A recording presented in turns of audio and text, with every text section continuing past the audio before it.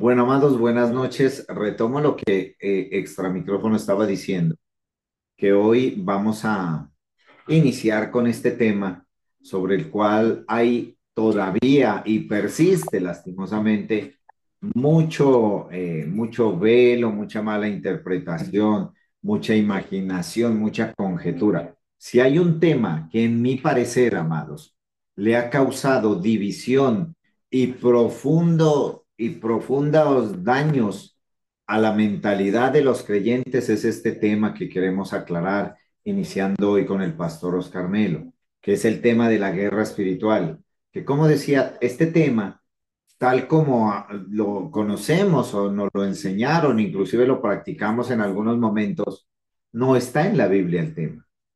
Este tema, bueno, el pastor me corregirá si la memoria o las fechas me fallan. Este tema surgió por allá en la década del 70, en la época moderna o en la época contemporánea de la iglesia actual. Este tema empezó a desarrollarse a finales de la década del 70 con algunos escritos y algunas prácticas de la llamada liberación, exorcismo y ungimientos, ¿no?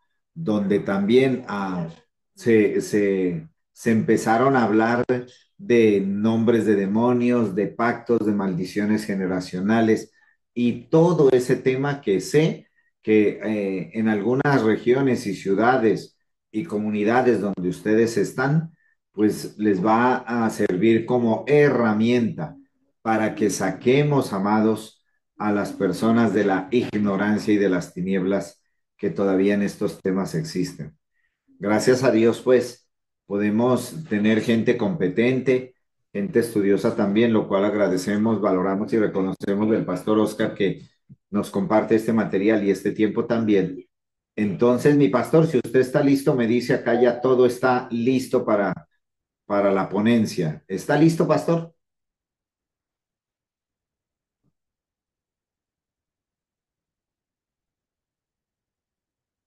No, no está listo el pastor. Entonces, continúo hablando, amados.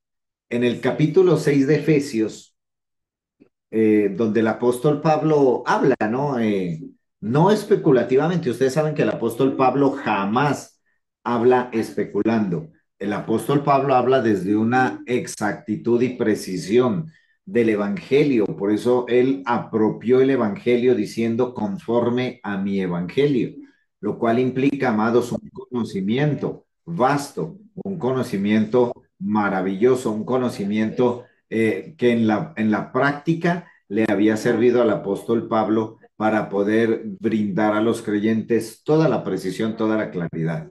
Entonces, en ese orden de ideas y pensamientos, pues nosotros también aquí estamos en la misma vía, estamos, mis amados, en la misma responsabilidad de que ustedes puedan recibir un conocimiento claro, fresco, con responsabilidad al respecto de los temas que en otras generaciones, pues para nosotros, amados, lastimosamente también estuvieron ocultos y estuvieron velados.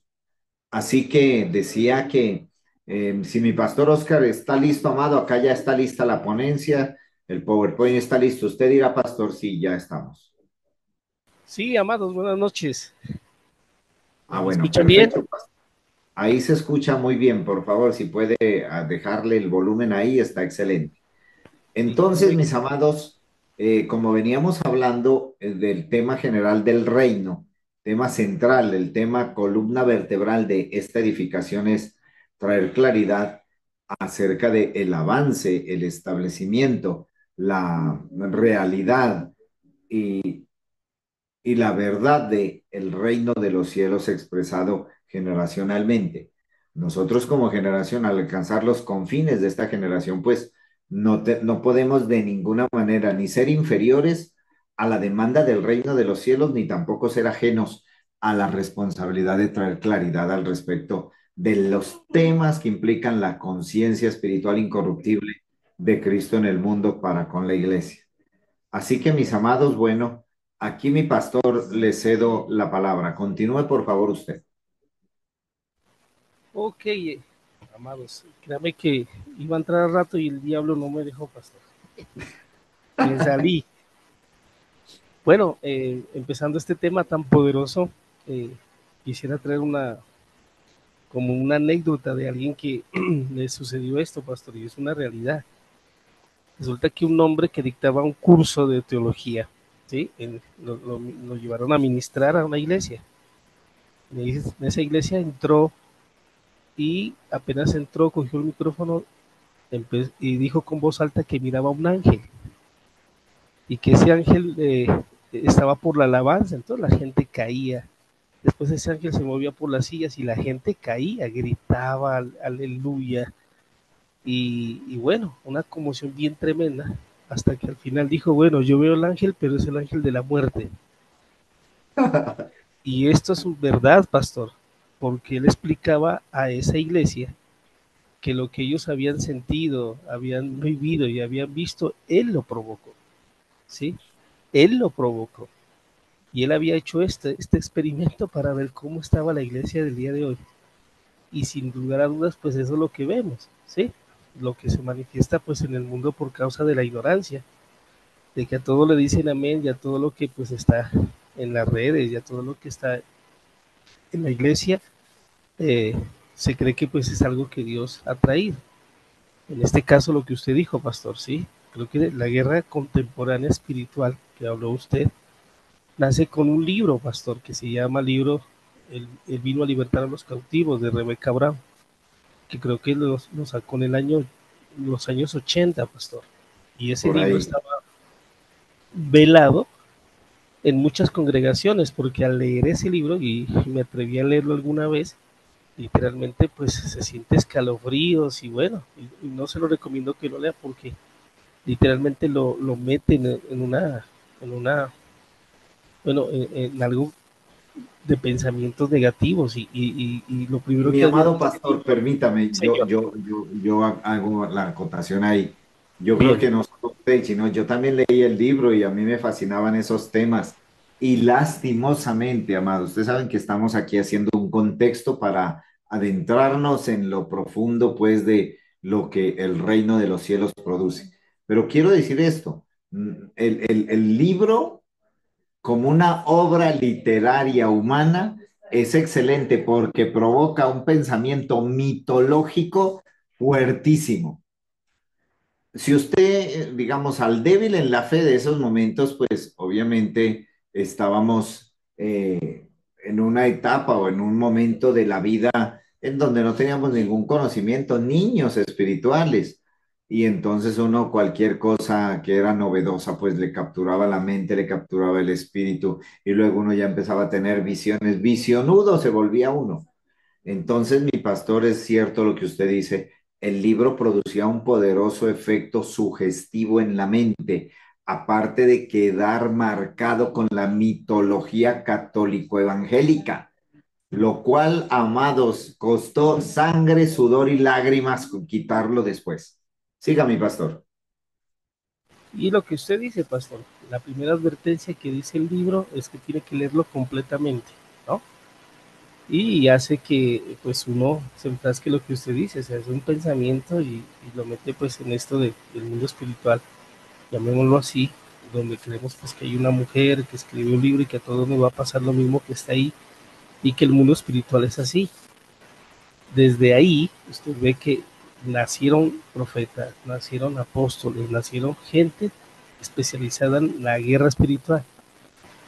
Gente que usted ve que se nombra apóstol, gente que se nombra con seminarios, con congresos, metiendo cada vez a la gente pues a esta ignorancia, ¿no? De entender primero que lo que dijo mi pastor es una realidad. La palabra guerra espiritual no existe en la Biblia, no existe en el Nuevo Testamento y no hay connotación de que algo nos haya dejado el Señor para que nosotros hagamos este tipo de guerras, ¿sí? Hay mucha gente que se ha metido a estos mundos, a este campo del ocultismo, pues llamémoslo porque no hay otra manera de decirlo, en donde la gente se aloca, pastor. Ya tiene visiones pues y desórdenes mentales de quemar cosas porque lo verá el diablo en todo lado, pastor. Y he tenido esos casos alguna vez de estar pastoreando en algún municipio de aquí, donde la hija que fue a un congreso se llenó de esto y quemó la ropa de la mamá y el televisor. Y esto pues literalmente se ha salido de mucho control, porque es que ahora ya un presidente es el anticristo, un evento ya son las cosas del diablo, y todas estas cosas, como hemos estudiado en el tiempo de Jesús, que todo se satanizaba, se endemoniezaba y todo, pues creíamos que era diablo.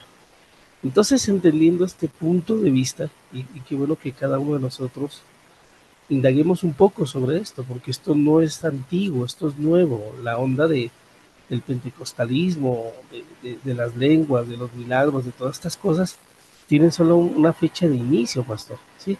Y es como que alguien trajo un libro, es como que alguien se le iluminó y lo que leímos alguna vez, como lo que se inició pues con lo del arrebatamiento y todo esto, son modas que han llegado y que se salieron del control. ¿Para qué? Para traer como doctrina, y ese es el problema de lo que la iglesia tiene el día de hoy. Tiene una doctrina que conocen todos los espíritus inmundos con nombre, con rango, ¿cierto, pastor?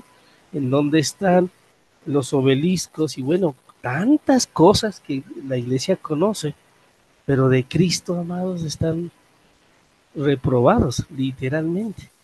Porque Reprobados, esa es la palabra, pastor, reprobados en cuanto a Cristo.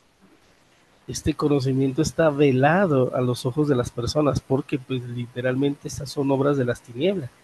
Como lo hemos venido diciendo, pues esto es lo que hace que las tinieblas pues tengan entretenidos a la iglesia y no puedan estar disfrutando pues de lo que Cristo en la cruz del Calvario lo hizo. Entonces, empezando desde ahí, hablemos de este tema, reino sin guerra espiritual. Y vemos claramente, mi paso de la siguiente diapositiva, cómo en el Antiguo Testamento, cuando vemos en Deuteronomio 21:10 un ejemplo, que el Señor le dijo a Israel que cuando saliere a la guerra contra tus enemigos, y Jehová tu Dios los entregará en tu mano, y tomares de ellos cautivos, ¿sí? Se suponía que el que salía a pelear era Dios. ¿Por qué Dios salía a pelear? ¿Por qué Dios aprobaba las guerras? ¿Sí? Porque entendamos que había un pueblo que necesitaba conquistar territorio. ¿Sí? Cuando entendemos que Dios sacó al pueblo de Israel, lo entregó en medio de pueblos que necesitaban ser derrotados para establecer el reino. Es ahí donde existen dos tipos de guerras, las del campo físico, donde uno de los generales poderosos en batalla se llamó David. David tenía un ejército de 3, de 30 y de 300 hombres que conquistaban el mundo entero, ¿sí? Y hay otra guerra que es la del campo espiritual. La física claramente pertenece a la milicia militar que recluta, entrena soldados para las operaciones de enfrentamiento cuerpo a cuerpo con un enemigo que sea declarado. Ese tipo de guerra el día de hoy ya no existe.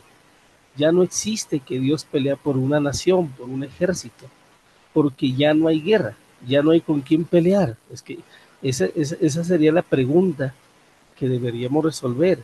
¿Hay con quién pelear el día de hoy? ¿Hay con quién ir a la guerra? Claramente enemigos externos ya no existen. Según la Biblia, pastor, y es un tema bien poderoso para que lo podamos ver también, la Biblia nos enseña que el diablo es el hombre haciendo lo malo, pastor. No es un agente externo, no es un diablo cósmico, no es alguien en las regiones celestes, no es alguien bueno, en la montaña o en el mar, no. ¿Sí?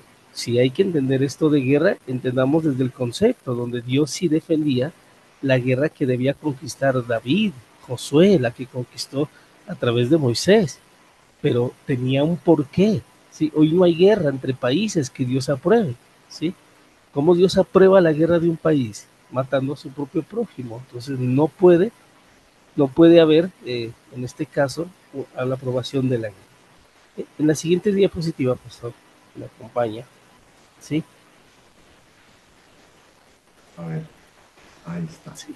En las antiguas guerras, el ejército llevaba a su dios y lo bautizaban como el dios de los ejércitos. Había algo poderoso que siempre llamó mi atención y fue una guerra que tuvo alguien que se llama Josué, y una guerra a la cual ellos iban perdiendo y trajeron el arca, ¿se acuerdan? Que el arca porque ellos perdieron, la cogieron los filisteos. Es un tema bien bonito, ¿sí? Y entendamos que el arca que fue llevada, ¿sí?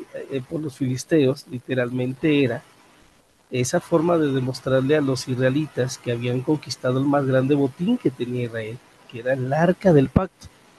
Con eso ellos decían también que pues habían conquistado al Dios que ellos representaban, porque si alguien salía al ejército, lo primero que había que levantar es un banderín o un estandarte con el nombre de aquel Dios que se iba o en el nombre de quien peleaba. En este caso le sucedió mismo, la mismo al pueblo de Israel en el tiempo de Jesús. Los romanos le hicieron entender a los israelitas que al haberlos conquistado a ellos, el Dios que ellos tenían, el Dios que representaba pues los romanos era más poderoso que el Dios de los israelitas porque ellos estaban cautivos, ¿sí? Entendiendo de esta manera, mis amados, ¿sí? Cada ejército que salía a la batalla llevaba a su Dios. Y si era Baal, era el Baal de los ejércitos. Si era Jehová de los ejércitos. Cuando se ganaba la guerra, lo que se hacía era tributar gloria al Dios más poderoso que había vencido al otro para ser el Dios de los ejércitos. Es ahí donde nace ese nombre, Dios de los ejércitos, Jehová de los ejércitos, ¿sí? Y la pregunta es esta, o sea, Jehová de los ejércitos está todavía el día de hoy visible en los campos de batalla. Todavía se representa una iglesia que tenga la imagen pues, de Jehová de los ejércitos y que se vistan como soldados para ir a batallar. Vemos claramente que no, porque el apóstol Pablo es el que habla acerca de que también somos soldados, pero de otro tipo de guerra, de otro tipo de lucha.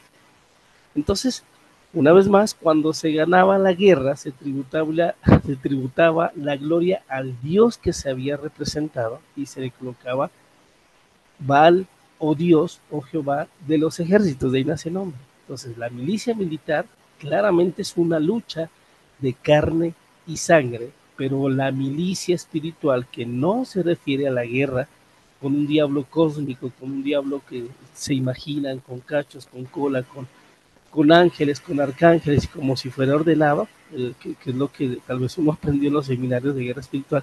Sí, y que si el apóstol sí tiene este cargo, pues se enfrentará al diablo de América.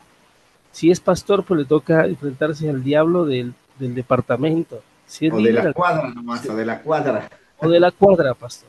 Por eso nos enseñaron a hacer cartografía espiritual y bueno, un poco de cosas para identificar si habían, o dónde estaban las fuentes.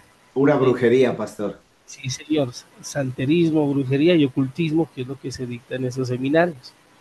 Entonces, claramente, mis amados, sí, no se refiere a hacer guerra a un diablo, ni menos a espíritus inmundos. Entonces, en la siguiente diapositiva, pastor, usted ve, sí, que aquí entramos en escena con el capítulo famosísimo de Efesios capítulo 6, versículo 10 al 18. Hay una pregunta ahí, dice, Sí. pastor, Pastor, y cuando dice que estas señales seguirán a los que creen, en su nombre echarán fuera demonios. Bueno, muy bien. Eh, Voy a esperar que el pastor haga el contexto de esto y me regreso allá.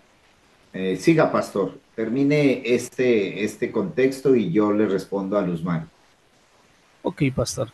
Eh, en Efesios capítulo 6, versículo del 6 al 8, hay un contexto histórico para entender por qué el apóstol Pablo habla de armadura, habla de lucha, habla de no de guerra, porque no existe esa palabra ahí, ¿sí? Y uno de los pasajes que lo traje en otra versión, pastor, ¿sí? Sí, Permítame, yo busco acá, es que lo tengo desde el computador y voy a sacar la Biblia. Efesios capítulo 6, hay que entender por qué solo en ese pasaje se nombra esta lucha. Esta misma palabra lucha no aparece en Tesalónica, no aparece en Galacia, aparece en Éfeso. Y los que pues, hemos estudiado un poquito del contexto de Éfeso, hay que entender qué era lo que se movía en Éfeso, qué ciudad era esta. Si no entendemos de esta manera, no vamos a entender pues por qué fue escrito este pasaje de Efesios capítulo 6. Hay que entender, y me encanta, pastor, relatar esto con respecto a Éfeso, Sí, porque Éfeso se nombra también en el libro de Apocalipsis como la sí, cuna de señor. Satanás, ¿sí? Éfeso es la ciudad donde tributan eh, idolatría a una diosa que se llama Diana de los Efesios o Artemisa, que es la diosa que le atribuyen tres cosas: la fertilidad, las cosechas y las guerras. Así que en Éfeso está escrito lo poderoso de Efesios 1:3, cuando habla de que fuimos escogidos, y todo este contexto espiritual que Pablo tiene que desarrollarse sobre esa región de Éfeso por causa de lo que existe ahí. Éfeso es la cuna de Satanás, llamémoslo el opositor al Evangelio. En Éfeso está esa divina, ¿se acuerda, pastor, que les hacía tropiezo? Porque Sí, en Éfeso se maneja el más alto grado de brujería, hechicería y santería. Es tanto que entendemos que el apóstol Pablo iba a recorrer esa ciudad por 2 semanas y se quedó 2 años. 2 años trayendo el Evangelio, 2 años escribiendo estos libros, 2 años haciendo la tarea. ¿Por qué? Porque es una ciudad que es la ciudad más idólatra, empezando desde el templo. El templo es 10 veces más grande que el santuario de las Lajas, aquí en Pasto, hecho en mármol, pastor, donde se tributa a esta mujer, pues que es un dorso de una mujer llena de senos, ¿sí? Y esa es la figura que está ahí, a la que la gente pues idolatra y a la cual el mundo antiguo tiene que venir a este ídolo a tributar gloria, a tributar ofrendas, a tributar alabanzas. Y el contexto histórico nos nombra, pastor, que cada hombre que tributaba esto debía tener relaciones con las concubinas que estaban en Éfeso. O sea, el adulterio era algo normal. Si alguna familia representada por un hombre iba a tributar, pues imagínense lo que este hombre podía hacer y qué culto se realizaba sobre ese lugar. Entonces, es como ponernos en un contexto. ¿Qué tal si esto sucediera el día de hoy y uno de nosotros tiene que ir a predicar el evangelio allá, pastor? De que claro. hay que entrar ahí, ¿sí? El Porque contexto cultural es, es muy marcado, pastor, el contexto cultural religioso en Éfeso por la manera como ellos hacían los cultos a sus deidades.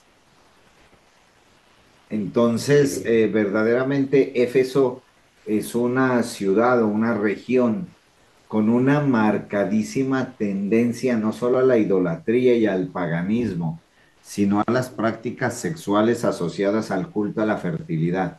Eso, como les había dicho, amados, hay que estudiar un poco y dejar de pronto de tarea la consulta, que ustedes investiguen cómo era Éfeso en la época del apóstol Pablo, para entender un poquito mejor todos estos detalles que pues son historia, ¿no? Son historia del Imperio Romano. Éfeso era una ciudad romana.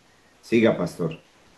y sí, es notable, pastor, entender primero esto, porque si hiciéramos el trabajo exegético como pastores de esto, entenderíamos a qué fue que lo que se enfrentó el apóstol Pablo. No se enfrentó con gente de carne y hueso, sino con entidades pues, que hoy las vamos a comprender. Entendamos esto, pastor, ¿sí? Que la ley de Éfeso, los que están encima, los gobernantes, decretan que esto es ley, adorarla, el paganismo, las orgías y todo lo que usted ve. O sea, que llegamos a un lugar donde el evangelio, pues claro, ¿cómo se ve el evangelio en medio de esto que es cultura? En medio de esto que es literalmente el gobierno autorizando que estas prácticas se hagan. Es ahí donde en el libro de Hechos vemos el desarrollo, como el apóstol Pablo es apresado porque literalmente cuando el Evangelio llega cambió hasta la cultura, cambió la economía de ese lugar, porque recordemos que la gente vivía de hacer cosas, de plateros, dice, sí, la gente que hacía figuras de plata y bueno, de estos adornos por los cuales la gente vivía de esa ciudad, que era la ciudad donde el mundo entero iba ahí a tributar tributo a Diana. Entendiendo esto, entonces Efesios capítulo 6, versículo 10. Sí, ¿Qué versión va a leer, pastor? sí, voy a leer primero la Reina Valera, pues, ¿sí? Ok. Y dice la palabra del Señor, ¿sí? Por lo demás, hermanos míos, fortaleceos en el Señor y en el poder de su fuerza, vestidos de toda la armadura de Dios para que puedas estar firme contra las acechanzas del diablo. ¿Cuáles son las acechanzas del diablo? Estamos entendiendo que es todo lo que está ordenado, ¿sí? Llámese cultural, llámese pues por el gobierno para que la gente pueda pecar. Ya entendimos que el diablo es un epíteto, ¿se acuerda? De todo lo que es desorden, todo lo opositor a las cuestiones de Dios, se le consideraba diablo. Hay un diablo ahí, por supuesto. ¿Cuál es el diablo al cual se deben enfrentar con la armadura? Es la respuesta que vamos a conseguir más adelante. Entonces viene este pasaje, el versículo 12, pastor. Porque no tenemos lucha. Cuando se habla de que no hay lucha, pues los pastores de la guerra espiritual le cambiaron esa palabra guerra. Y lucha es muy diferente a guerra, ¿sí? Porque está claramente indicando que no tenemos, o sea, no hay por qué hacer, no se está permitiendo, no se debe hacer, diría el pasaje. Y traje una versión, pastor, que aclara un poquito más, que es la Biblia, o la BLA, que es la Biblia al día, si no estoy mal. Y dice este pasaje así, pues no nos estamos enfrentando a fuerzas humanas, sino a poderes y autoridades que rigen el mundo, perdón, que rigen este mundo y sus fuerzas oscuras, los espíritus y las fuerzas malas del mundo de arriba. Esta versión aclara un poco, pastor, lo que el apóstol Pablo intenta mostrar en este pasaje. La lucha no es contra personas, la lucha no es para ir a batallar, la lucha no es de esa manera, porque hay una serie de personas que rigen el mundo de Éfeso, que lo tienen como lo tienen, hablando del mundo como el cosmos, pastor, a través de la cultura, de las ordenanzas, de la religiosidad y lo que existe ahí. Entonces, dice claramente aquí que Pablo le dice a los efesianos que no hay lucha contra sangre y carne, y con esto enseñó que no es una milicia militar como los pastores habían enseñado o nos enseñaron, que hay que ir a cuerpo, que lo demás, que tenemos que enfrentarnos y hacer guerra espiritual por el chamán, por la tienda que vende cigarrillos, por la tienda que vende alcohol, por la tienda que es el presidente de la Junta de los Católicos, y vamos a hacer la cartografía y vamos a darle 7 vueltas calladito, le echamos aceite y vamos a luchar contra ese tipo de gente. O sea, yo pienso que esto, a la luz de Cristo, pues suena como infantil, pastor, porque ni el apóstol Pablo siquiera hizo eso. Pero mire la imaginación de esta gente cuando cambia pues las palabras. Pero dijo que la lucha sí era contra principados, potestades y gobernadores. ¿Quiénes eran ese tipo de entes que están escritos ahí? Eran las autoridades de Éfeso, porque eran gobernantes de ese siglo. Pero ¿qué operaban cada uno de ellos? Claramente operaba las tinieblas para ordenar que sea legal lo que acabamos de decir anteriormente, ¿sí? Que se le rinda culto de esta manera, que se oficialice. Yo me imagino, si esto fuera en el tiempo actual, se imagina niños en su bolsito escolar con una imagen de Diana de los Efesios atrás, Mi ¿sí? pastor, permítame poner en contexto esto porque, amados, como sociedad, las naciones, como sociedad en muchas naciones, hoy hay muchos que son Éfeso. Déjenme decir, ustedes ven que desde los consejos de las ciudades, desde los que hacen las leyes, los congresos, los senadores, cuánta barbaridad y cuánta práctica han aprobado, por ejemplo en Estados Unidos aprobando el cambio de sexo a los niños. Si un niño de 4, 5, de 6, de más años dice, yo quiero que me cambien de sexo, iban y lo operaban y lo hormonaban. Y eso era irreversible, todo con la complacencia del principado y potestad que gobernaba en ese momento. Por ejemplo, quieren en nuestro país Colombia, Pastor Oscar, no sé si ya se enteró, están en una campaña internacional para legalizar la hoja de coca y para que Colombia sea exportador de cocaína legalmente. Hágame el favor, no tenemos lucha contra carne y sangre, sino contra estos principados que ahorita en esta época y en esta generación están en el gobierno. Es el mismo contexto de Éfeso, solo que con leyes distintas. Si seguramente en Éfeso hubiese habido consumo de sustancias alucinógenas, psicoactivas y todo eso que vemos hoy que daña la mente y que daña la juventud, seguramente en Éfeso aprobaban. ¿En honor a quién? A la diosa Diana, como hoy que legalizan en algunos estados el consumo de marihuana, el consumo de algunas dosis controladas de ciertos alucinógenos, etcétera. La pedofilia en Canadá legalizada, hoy con tanto trans todo, ¿no? Que es transhumanista, transanimalista. Si se quiere querer planta, se puede querer planta y tenemos que aceptar. No podemos decir que está loco porque el Estado, o sea, los principados y las potestades, quieren legalizar estas prácticas en el mundo, mis amados. Es exactamente lo mismo. Muy bien, pastor, siga, por favor. Gracias. Sí, mi pastor, hemos tocado ese tema de lo que usted está hablando en la reunión. Tenemos una reunión de parejas también para explicar esto, porque es necesario quedarnos ahí entendiendo esto de la lucha y esto de qué manera nos afecta el día de hoy lo que el pastor acabó de decir. Entendamos que siempre el diseño, ¿sí?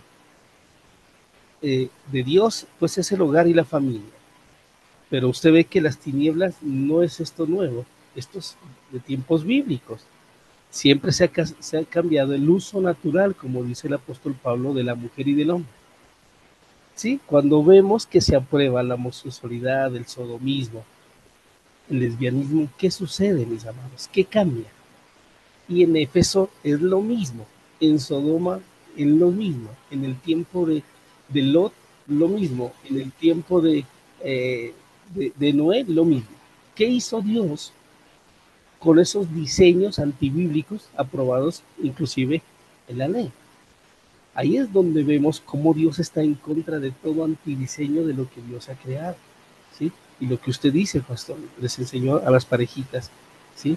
Cómo es el atentado vil de las tinieblas contra lo que es matrimonio, entendiendo que en el año 2017, si no estoy mal, 2018, en Colombia se aprobó por primera vez el matrimonio de 3 hombres en Antioquia, ¿sí? Y se casaron 3 hombres para tener el derecho legal del matrimonio de una pareja heterosexual.